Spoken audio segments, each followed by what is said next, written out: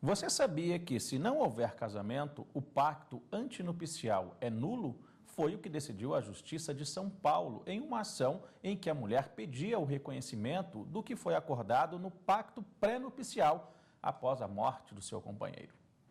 Ana Flávia e Luciano estão juntos há 12 anos. As 6 decidiram firmar a união estável. Ela já tinha sido casada e os dois optaram em fazer apenas o registro no cartório.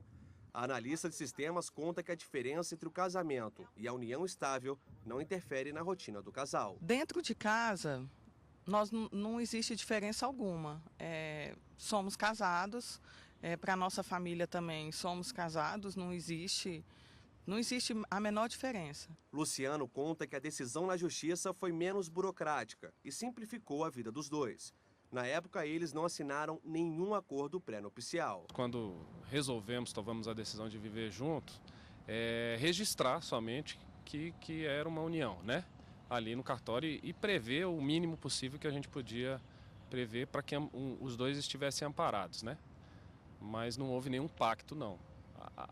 No nosso relacionamento sempre foi claro que o que a gente tem é nosso e que a gente tem que compartilhar isso o todo, né? Apesar da praticidade da união estável, eles ainda se sentem inseguros em algumas questões. A única dúvida que eu tenho é em relação ao falecimento de um dos dois. Como é que o outro fica amparado? Essa é a minha grande dúvida. Em São Paulo, um casal fez um pacto pré-nupcial que previa regime de comunhão total de bens. Não houve casamento e os dois viveram em união estável até a morte do homem.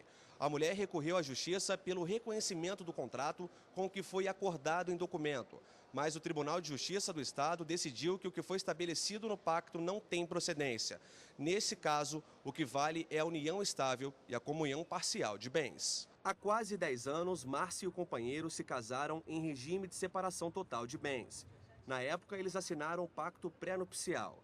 O acordo determina que, se ela ou o marido falecer, os filhos do outro casamento não poderiam entrar na justiça pelos bens do viúvo adquiridos antes do casamento. O pacto foi nesse sentido, de resguardar tanto bem que eram os bens da minha filha e dos filhos dele. Não permitir essa comunicação do que a gente tinha antes e definir para quem de direito ficaria. Eu acho que é uma segurança. A preocupação foi na nossa falta, como que isso seria gerido. E o Jornal da Justiça continua falando sobre esse assunto, sobre os pactos antinupciais. A gente recebe aqui no estúdio o doutor Fernando Bom Tempo, especialista em direito de família. Doutor, boa tarde, obrigado pela participação. Boa tarde. Doutor, vamos explicar para quem está em casa o que é esse pacto? O pacto antinupcial, ele é um documento público que antecede ao casamento e que tem por finalidade regulamentar as questões relacionadas ao direito patrimonial. Então, no nosso país existem vários regimes de bens que vão reger a vida do casal. O regime oficial é o regime da comunhão parcial. Os bens adquiridos onerosamente na constância do matrimônio serão divididos em igualdade de proporção aos cônjuges. Mas existem outros 3 regimes, e um deles complicadíssimo, a participação final dos aquestros, que podem ser de opção livre por parte de quem pretende casar. Essa opção é feita pelo pacto antinupcial. Qual a diferença do pacto antinupcial, por exemplo, para uma escritura pública de união estável? Isso. O pacto antinupcial, ele precede ao casamento e tem no casamento a sua condição de eficácia.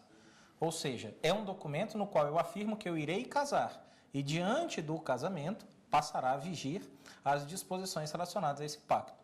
Já na escritura pública de união estável, eu apenas declaro, na presença de um tabelião, que já vivo ou vivi uma união estável com uma determinada pessoa, podendo ali, naquele ponto, regulamentar alguma questão patrimonial, uma vez que até aqueles que vivem em união estável não estão bloqueados, presos ao regime da comunhão parcial.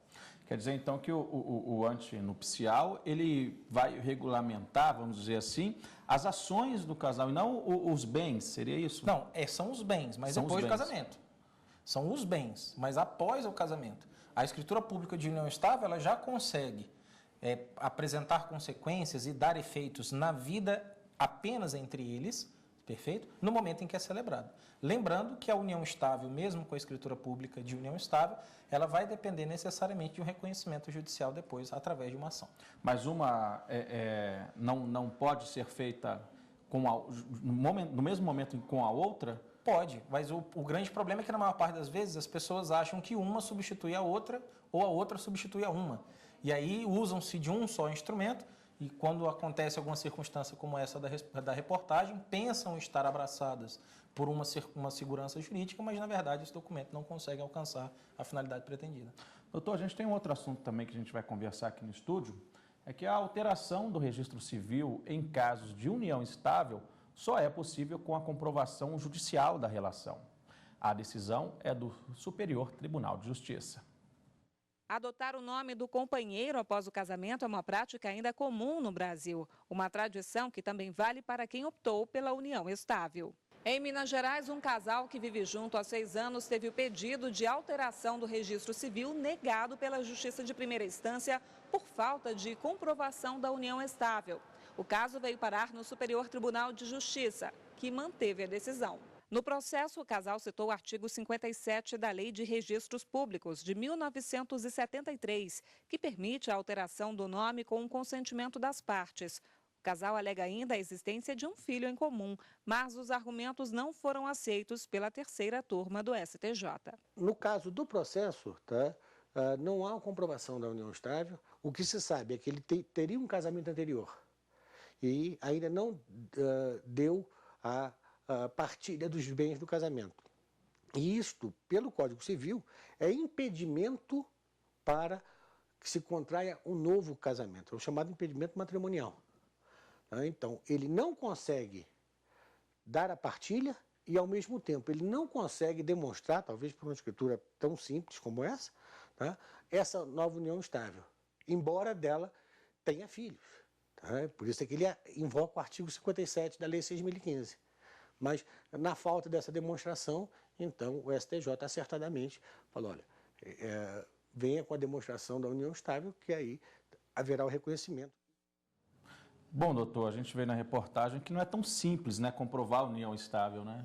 Não, com certeza. Não basta apenas você ter a demonstração da intenção. Hoje, infelizmente, até, de certa forma, a sociedade ela tem várias mostras de filhos que são tidos com lares com pais separados ou de relacionamentos mais efêmeros. Então, a presença até de um filho, 2, já tive casos até com mais de 2 filhos em comum, não é suficiente para a demonstração da união estável. Até porque, além os impedimentos que são próprios ao casamento, como, por exemplo, a bigamia, como a questão apontada pelo doutor na entrevista relacionada à partilha de bens anteriores, essas questões também são ponderadas para fins de união estável. Então, não basta apenas demonstrar a intenção de estar juntos e que já moram juntos. Tem que preencher outros requisitos. Daí a necessidade de uma ação judicial. Doutor, não parece que segue na contramão até dessa decisão aí? A gente conhece casos de pessoas que moraram pouco tempo juntas e aí houve a separação, aquela coisa chata toda, e aí a pessoa conseguiu provar que tinha união estável com a pessoa, Isso. com o seu cônjuge. Não é o outro lado da história também? Ao mesmo tempo que é difícil, pode ser fácil também? Relativamente pode mesmo. Desde quando veio o advento do novo Código Civil, foi derrubada a questão temporal para demonstração da existência da união estável. Antes você tinha, previsão expressa da norma, a necessidade de demonstração de 2 anos conjuntos, 5 anos ininterruptos ou 2 anos se tivessem filhos comuns. Com o Código de 2002, isso cai por terra e a única coisa que você precisa demonstrar é a intenção do casal não é em estar juntos, é em constituir família. E a sociedade deve vê-los não como namorados, não como noivos, mas como casados. Então, esse reconhecimento social da existência de que é minha esposa, é meu marido, que existe ali um núcleo familiar que passou a ser preponderante.